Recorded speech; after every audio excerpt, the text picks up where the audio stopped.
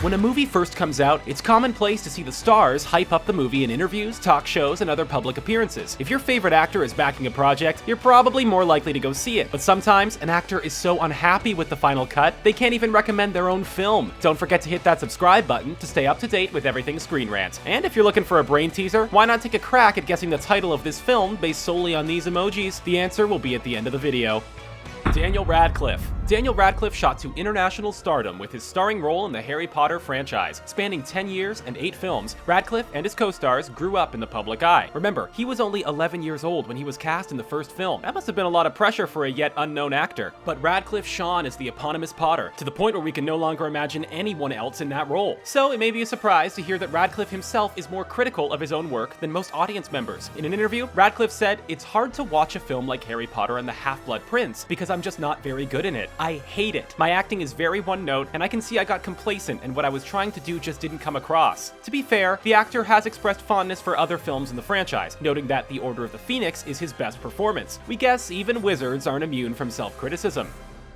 George Clooney. George Clooney is a Hollywood heavyweight with some incredible performances on his resume. From Oh Brother, Where Art Thou to Fantastic Mr. Fox and even Spy Kids, Clooney has a diverse and impressive filmography, but even he has a few duds sprinkled throughout his career, the most notable of which is probably 1997's Batman and Robin. If you haven't seen this particular entry in the Batman franchise, we honestly recommend you watch it. Not because it's good, but because it's so bad that it ends up being a pretty hysterical parody of itself. The campy movie sees Clooney as Bruce Wayne himself, taking on the likes of Mr. Freeze, a Nobel Prize-winning molecular biologist played by Arnold Schwarzenegger, and also Poison Ivy and Bane. There's a lot going on in this movie. Batman and Robin was a critical flop, to say the least, but Clooney regrets the film so much that he went so far as to publicly apologize for it, saying, "Sorry about the nipples on the suit. Sure, the nipples were bad, but this film is legendary for nearly wiping bats from the big screen entirely." Plans for further sequels were canceled, and Batman wouldn't hit theaters again until almost a decade later with Christopher Nolan's incredible Dark Knight trilogy.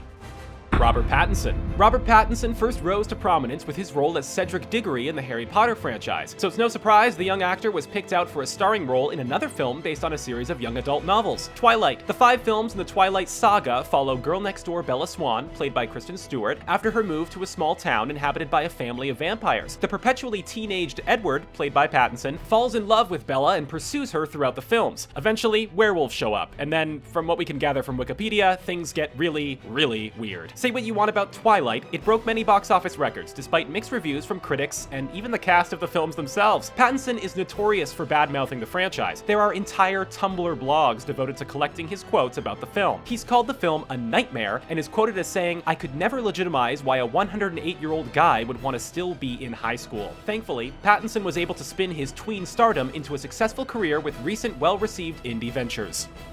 Halle Berry. The Academy Award-winning Halle Berry has had a long and colorful career with unforgettable films like Monsters Ball, Things We Lost in the Fire, and the X-Men franchise. But she's endured plenty of flops too. Don't think we forgot about movie 43. But perhaps her most notable film fumble is 2004's Catwoman. The superheroine film was universally panned by critics and audiences alike. The major takeaway being that the film reduced its strong female lead to an overly sexualized, one-dimensional cardboard cutout. The film gained plenty of attention at that year's Golden Raspberry Awards, a parody awards show that hands out trophies to the worst films of the year. The film won 4 Razzies for Worst Picture, Worst Screenplay, Worst Director, and Worst Actress for Halle Berry. Usually, stars don't show up to the Razzies, but that year, Halle Berry decided to attend the awards show and pick up her trophy in person. She received a standing ovation for her tongue-in-cheek acceptance speech, saying, "I'd like to thank the rest of the cast. To give a really bad performance like mine, you need to have really bad actors." Oof.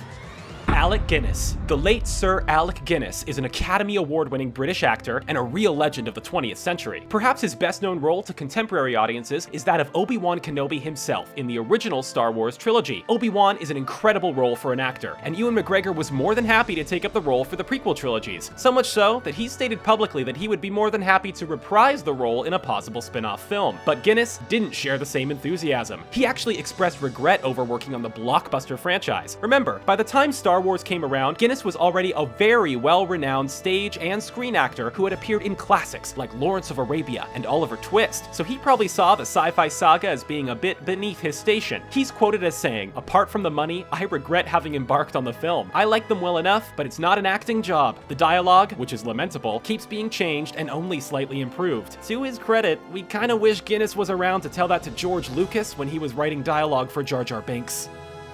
Mark Wahlberg. From his humble beginnings as rapper Marky Mark, Wahlberg has since become an international star, known for his tough guy roles in films like The Fighter, The Departed, and The Other Guys. He's also been executive producer for a number of hit HBO series, and even owns a chain of burger restaurants. So to say his career has been varied is a bit of an understatement. But one part of his career that the actor wishes he could take back was his role in 2008's The Happening, one of M. Night Shyamalan's most bizarre films, which is saying a lot. This disaster film sees Wahlberg trying to solve the science behind a seemingly otherworldly natural disaster, and it's very weird. At one point, Wahlberg's character becomes so entrenched in the mystery that he starts talking to a tree. Wahlberg later admitted that The Happening was, quote, a really bad movie, simply saying, it is what it is. When asked why he accepted the role in the first place, he said, you can't blame me for wanting to try to play a science teacher. That's fair, but maybe Wahlberg should stick to the tough guy roles he does so well. George Reeves. George Reeves was the very first actor to play Superman in a feature film, and he played the character in the 1950s TV show Adventures of Superman. Despite playing the same character, he actually bears no relation to the later Superman actor Christopher Reeve. George Reeves apparently hated playing Superman because, like Alec Guinness, he thought the material was beneath him. But what made things worse was that he became internationally known for playing Superman, so much so that audiences weren't able to separate him from the superhero in other films. The legend goes that in a test screening for the film From Here to Eternity, audiences laughed and pointed at the screen shouting, "There's Superman!" every time Reeves made an appearance. This apparently led filmmakers to cut down his role so that he only appears very briefly in the film. Adventures of Superman was produced on a very tight budget, so Reeves probably wasn't making the amount of money he deserved for playing the iconic part. On top of that, a sponsorship deal with Kellogg's meant that Reeves was also contractually obligated to shoot cereal commercials. I guess we can understand why he didn't feel too fulfilled by his career.